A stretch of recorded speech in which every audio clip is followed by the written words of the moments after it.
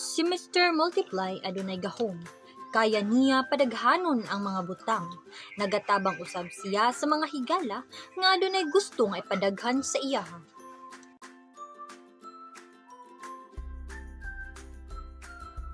Usa ka adlaw, adunay isa ka bubuyog nga nagproblema kay gamay na lang ang nabilin nga bulak sa tanaman. Tulo na lang ka bulak ang anaa diri.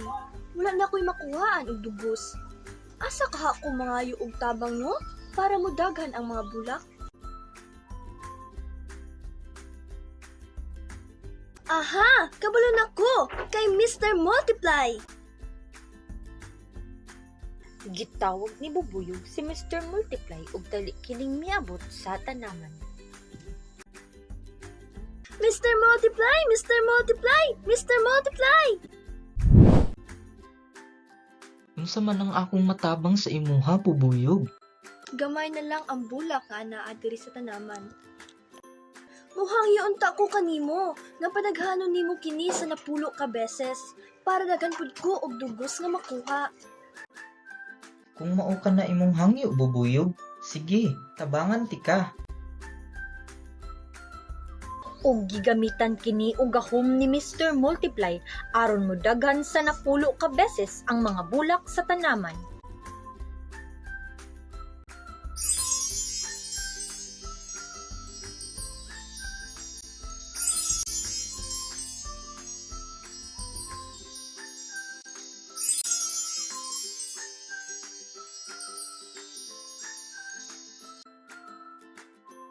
Daghan kaayo salamat Mr. Multiply.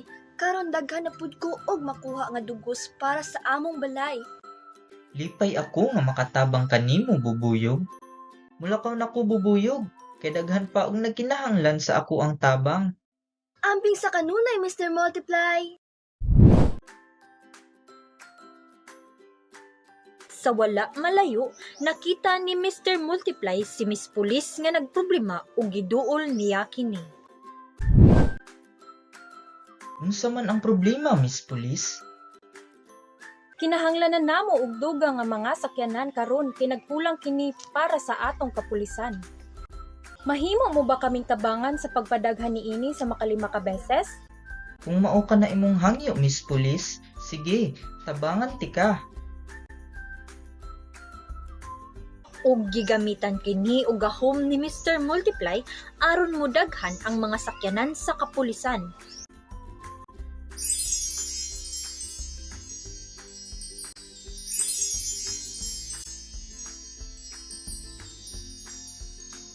Daghan kaayong salamat Mr. Multiply, karon daghan nami og magamit nga sakyanan sa pagserbisyo sa katawhan.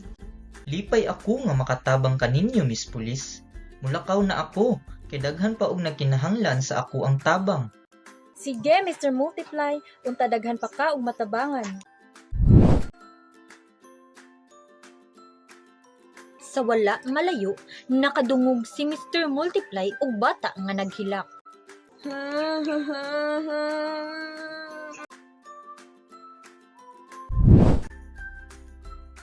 Nganong naghilak ka, bata? Unsa man ang problema? Isara ka buhok ako notebook, kay wala na may kwarta pang palit. Kung mao ka na imong problema, sige, tabangan ti ka.